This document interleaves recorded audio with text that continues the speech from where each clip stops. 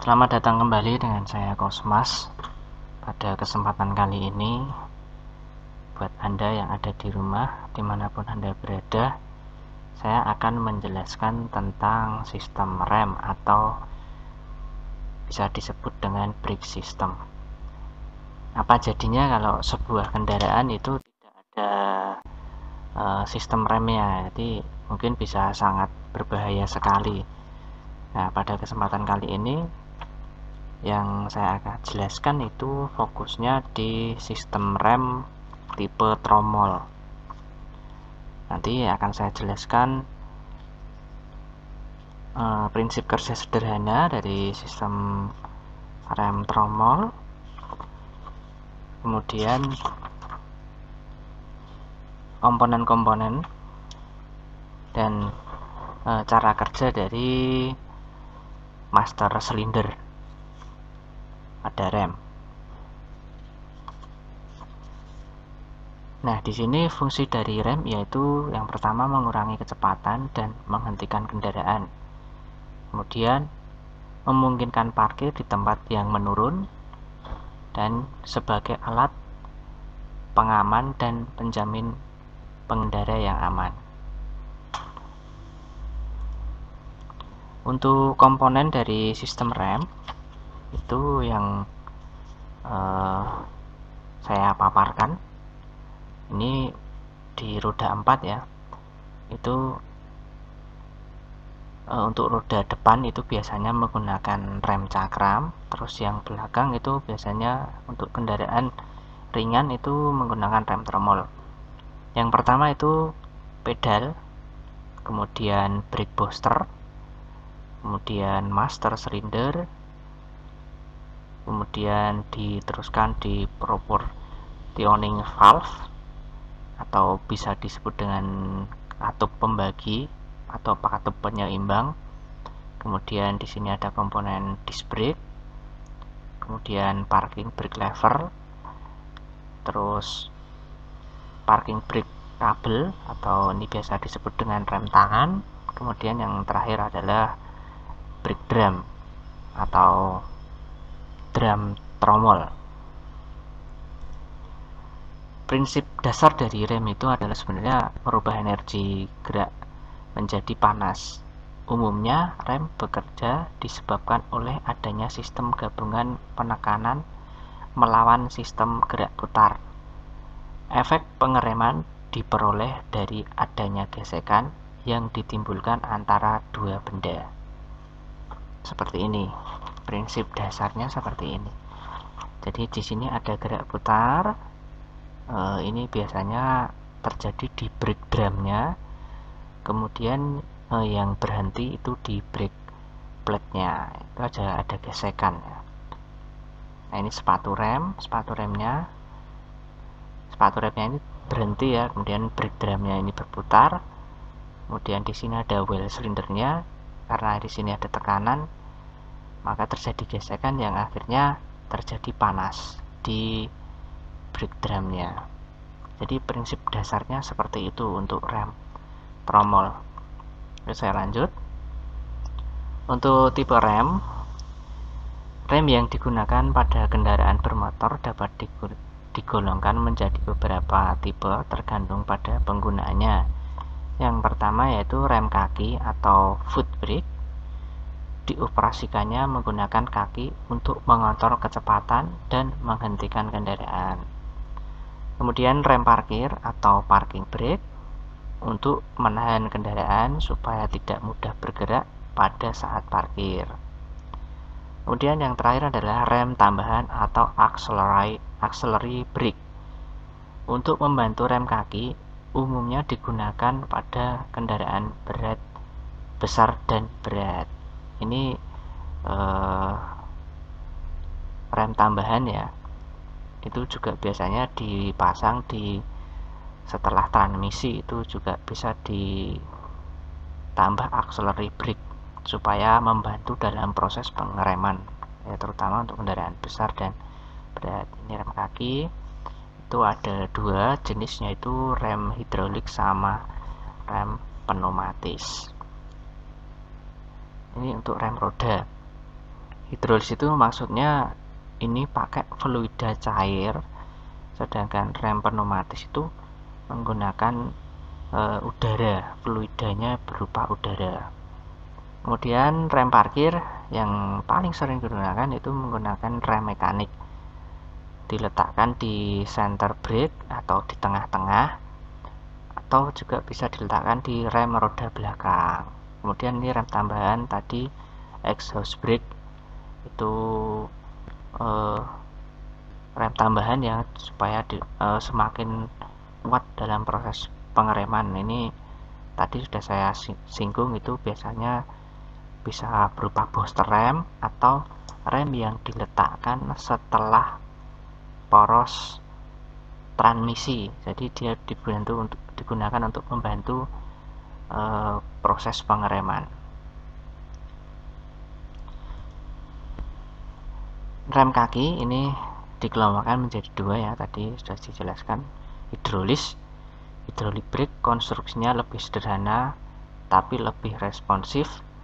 Kemudian yang kedua rem pneumatis atau rem udara, konstruksinya rumit karena harus menggunakan kompresor untuk menghasilkan udara bertekanan. Ini konstruksinya lebih rumit. Nanti kita bahas dulu, itu fokusnya di rem hidrolis. Nah, ini prinsip kerja rem hidrolis. Ini prinsip dasarnya yaitu menggunakan hukum Pascal. Tekanan zat cair akan diteruskan ke segala arah dengan tekanan yang sama besar. Tekanan dibangkitkan oleh master silinder dan diteruskan ke pipa-pipa saluran dan ke roda silinder. Nah, kalau kita lihat di sini dari prinsip ini ya, itu ini tuasnya ini akan sangat mempengaruhi dari tekanan dari silindernya itu, atau ini bisa disebut dengan well cylinder. Jadi ini kalau kita hitung ini, kalau dalam rumus fisika ya, itu ini di sini tuh tuasnya ini sangat mempengaruhi dari tekanan yang masuk di well cylindernya. Di master cylinder ya, ini master cylindernya di sini, ini well cylindernya yang biasanya masuk ke roda. Ini cara menghitungnya gimana kalau seperti ini? Nah, ini di sini ada 50 kg. Tapi di sini jadinya 300 kg. Ini sangat sebanding dengan besarnya tuas. Cara menghitungnya, karena ini di sini ada tuas ini sampai atas. Ini cara menghitungnya adalah 48 itu kan panjangnya. Jadi 48 dibagi 8 cm. Itu hasilnya adalah 6. Kemudian 6 dikali 50. Nah, di sini 6 dikali 50 ini dibagi, ini kan 48 dikali 48 dibagi 8 ya. Hasilnya tadi 6 dikali 50 itu hasilnya 300 kg dengan besaran 10 cm persegi.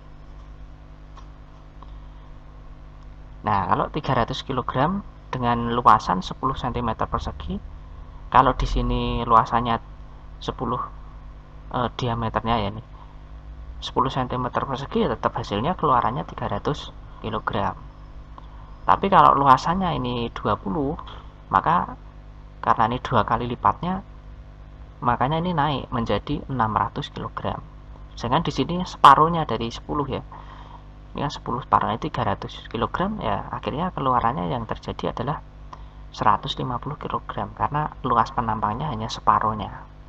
Jadi seperti itu. Pressure is transmit equal in each cylinder. Jadi ini ditransfer ke masing-masing silinder. Kalau di sini 300 kg ya, nanti tekanan yang dihasilkan akan berbeda-beda sesuai dengan penampang dari well cylinder. Ini kalau di rem ini namanya well cylinder. Ini namanya karena senternya ini disebut master cylinder. Oke, saya lanjutkan. Nah, ini cara kerja pedal rem ya. Tadi F2 sama dengan F1 A per B. Jadi tekanan yang ada di F2 itu sama dengan F1 gaya ini tadi, A itu panjangnya dari sini per B. Jadi seperti yang tadi saya jelaskan sebelumnya. Jadi gaya di sini, luas ini sangat, panjangnya itu sangat berpengaruh. Oke, saya lanjutkan. Ini perhitungan dari rumus kimia ya. Mungkin kalau di pelajaran kimia nanti akan lebih dijelaskan lagi. Tipe dan konstruksi master cylinder. Master cylinder itu tadi yang sudah saya jelaskan sebelumnya.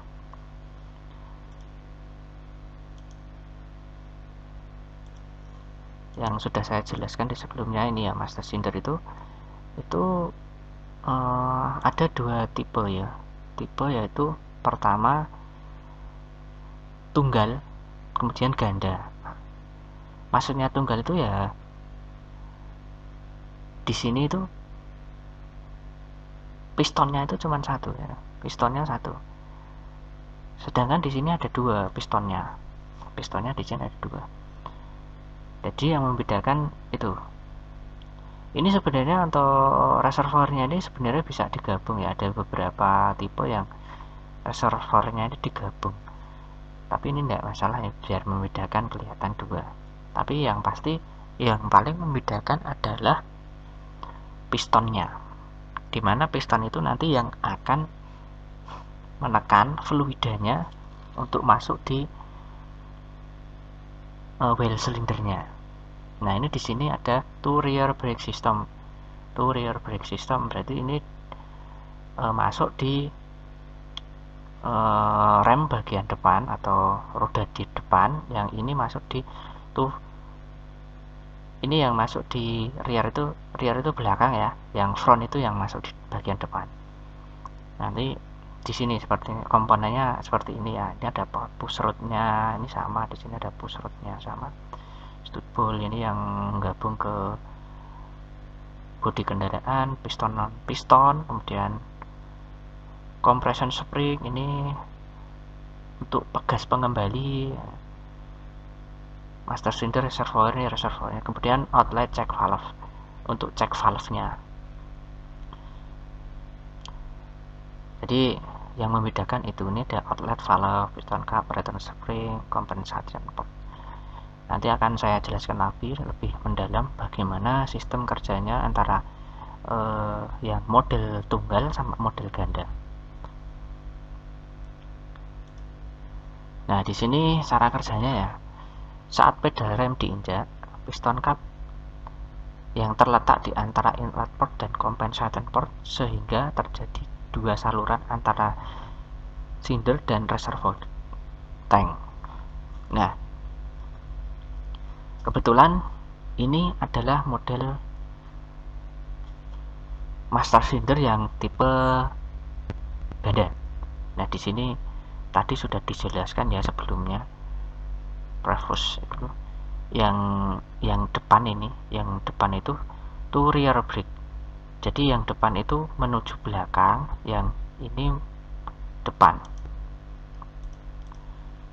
Nah, ini sama. Ini yang menuju ke depan roda, yang ini yang belakang dulu ya. Ini yang belakang, ini yang depan. Depan roda. Oke, saya jelaskan dulu. Karena ini harus benar-benar dipahami. Yang pertama,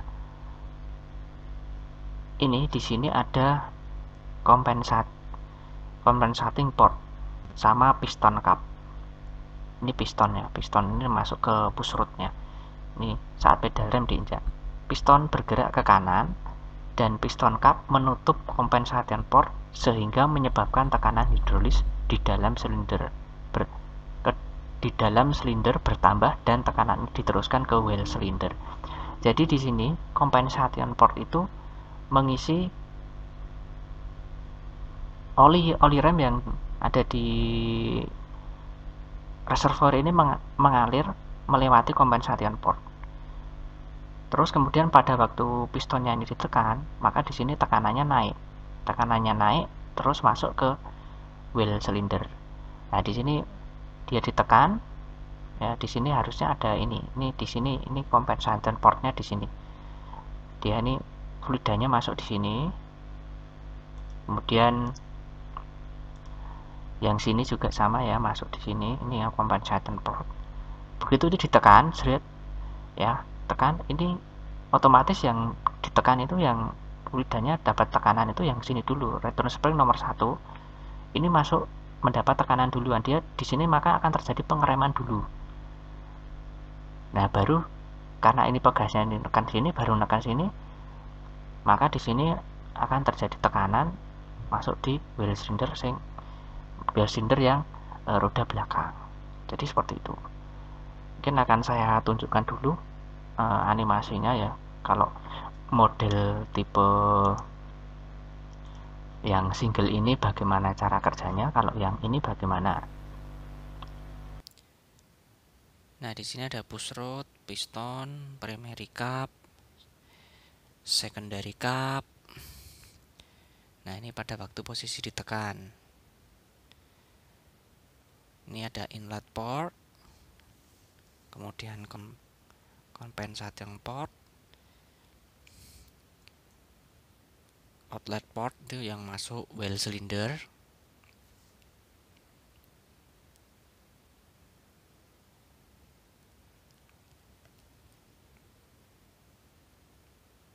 Oli remnya itu masuknya itu atau keluarnya itu lewat compensation port. Nah, ketika push rodnya ditekan, kompensatornya itu tertutup, work chambernya bekerja, masuk di well cylinder.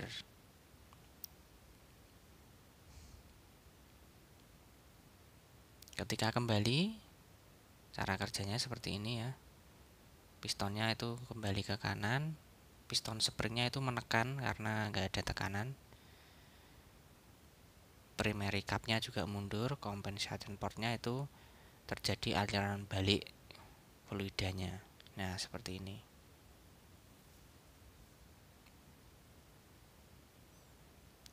Kemudian lanjut yang model dual piston master cylinder. Sama ya, prinsip kerjanya itu sama. Yang membedakan itu pistonnya ada 2. Nah, itu yang bekerja itu primary pistonnya dulu. Nah, itu masuk di primary circuit, itu masuk di rem bagian depan. Kemudian yang kedua, secondary circuitnya itu baru bekerja. Nah, ini pada waktu pedal rem ditekan. Ketika kembali sama, return springnya itu juga menekan, kemudian dari inlet portnya itu masuk melewati celah primary cap. Nah, ini fluidanya balik kembali.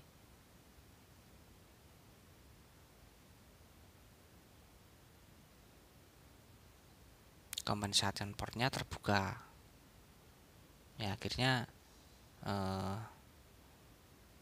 terjadi pembalikan. Oke, kita lanjut di well cylinder. Well cylinder itu ada 2 macam tipe ya mas ya.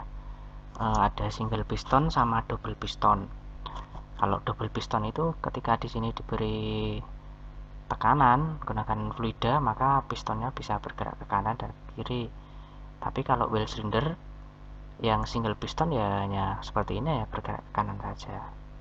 Jadi seperti itu. Sepatu rem atau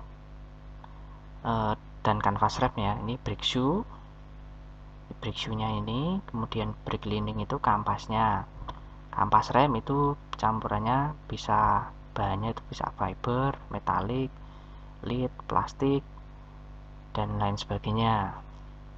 Kemudian cara pemasangan pada sepatu rem dengan cara dikeling atau dilem. Ini bisa dikeling sama bisa di lem. Led itu maksudnya timbal ya mas ya, timbal. Kemudian rem tromol. Rem tromol ini komponennya itu bisa backing plate, wheel cylinder, brake shoe atau dan brake cleaning, dan kemudian yang terakhir brake drum. Ini brake drumnya ini. Catatan, ketika brake cleaning bergesekan dengan brake drum, panas yang ditimbulkan dapat mencapai 200-300 derajat Celcius. Seperti ini. Jadi brake drumnya itu bisa sangat panas sekali. Tipe-tipe rem tromol itu leading and trailing, yaitu satu wheel cylinder dengan 2 piston yang mendorong brake shoe bagian atas untuk menekan rem tromol. Nah, ini menggunakan satu wheel cylinder tapi 2 piston, jadi dia bergerak ke arah kanan sama bergerak ke arah kiri. Ini leadingnya, leading itu sini, leading, dan trailingnya yang sini. Jadi ketika ini berputar seperti ini, jadi yang lebih banyak mengerem yang sini, posisi sini, itu disebut leading. Maka pada bagian leading shoe lebih cepat habis dibandingkan bagian trailing shoe, ya, karena ini berputar ke sini, dia menekan ke sini, yang lebih habis yang sebelah sini. Jadi dia ini trailingnya nggak ngikutin aja. Kemudian true leading, single action to leading. Jadi leadingnya itu sini mas, leading, set, ini tekan, ini keluar ya ketika diberi Hulida tadi, ini menekan ke sini, ini juga menekan ke sini, karena ini single piston, tapi wheel cylindernya 2, jadi sini menekan, sini juga menekan. Keuntungannya pada saat kendaraan bergerak maju, kedua sepatu rem menjadi leading sehingga rem menjadi lebih pakem. Sini rem sini. Tipe dual to leading, double action to leading. Tipe ini mempunyai 2 wheel cylinder yang masing-masing memiliki 2 piston. Efek pengereman yang terjadi sangat baik pada saat kendaraan maju maupun mundur. Jadi ini 2 wheel cylinder, tapi pistonnya juga 2 ya.